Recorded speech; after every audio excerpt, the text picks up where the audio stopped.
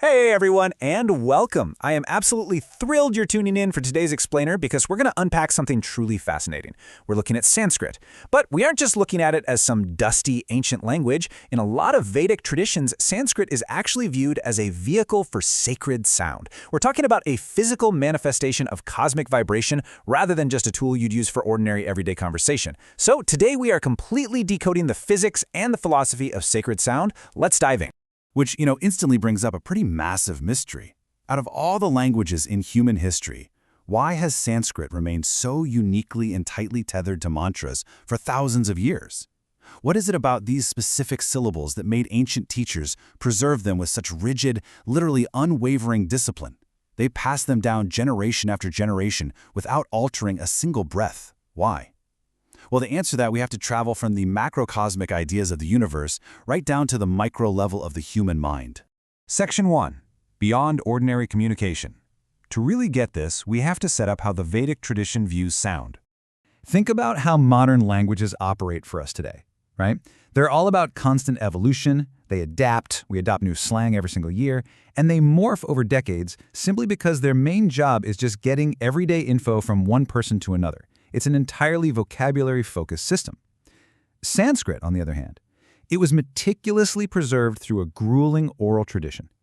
Ancient teachers demanded extraordinary discipline with pronunciation, rhythm, breath, intonation, the whole shebang. Changing a vowel wasn't just a grammatical typo. It was seen as fundamentally breaking a delicate energetic code.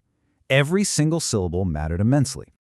The real game changer here is this idea: vibration instead of vocabulary.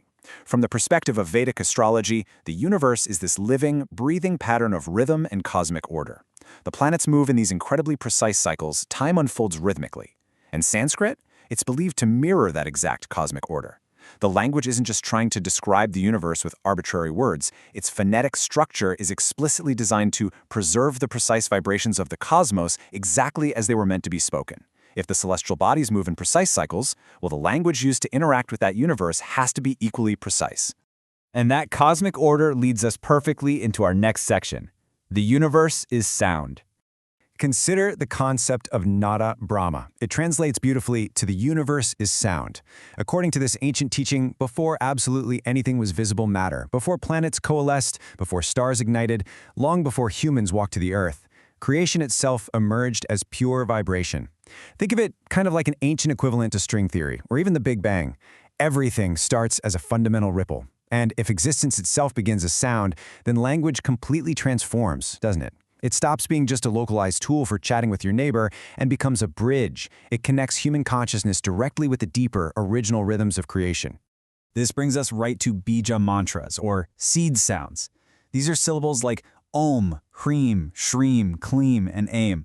Now, a mantra like this isn't considered powerful because of its dictionary definition. Actually, scratch that. These seed sounds are rarely, if ever, translated literally when you practice them.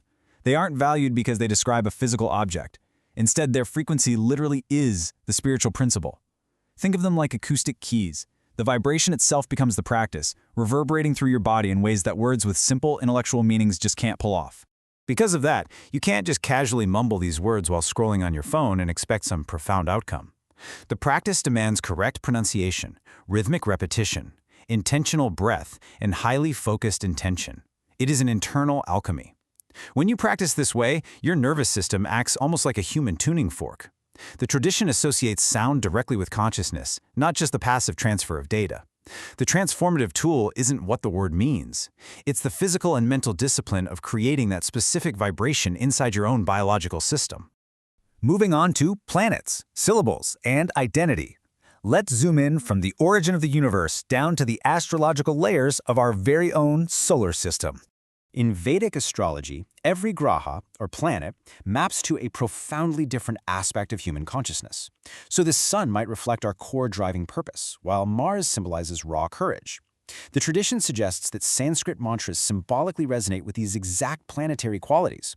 So when someone chants a specific planetary mantra, they aren't looking up at the sky, begging Jupiter for wisdom or asking Saturn for patience. It's a completely empowering shift in perspective. They are using sound to awaken that specific latent higher expression that's actually already living within themselves. Let's take Mercury, for instance.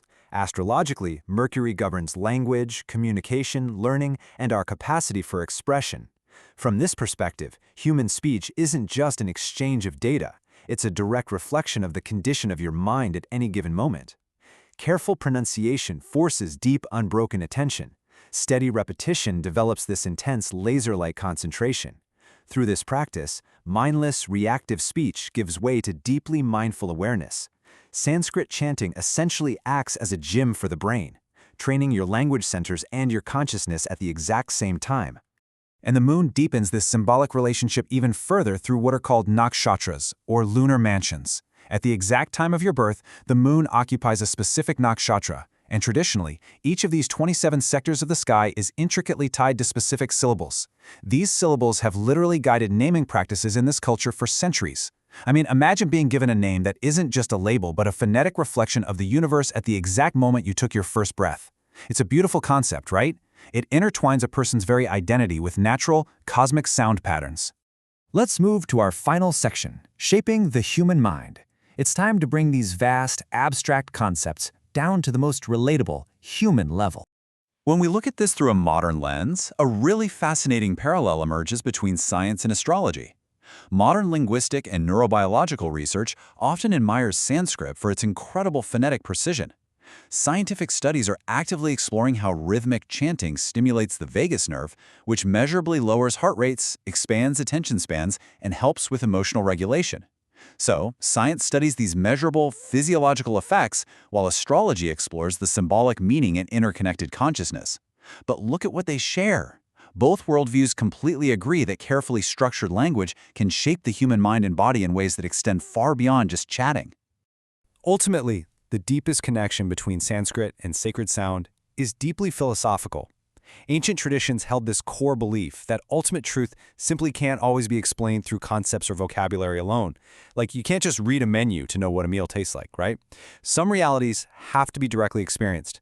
These beautifully preserved sound patterns act as a guide.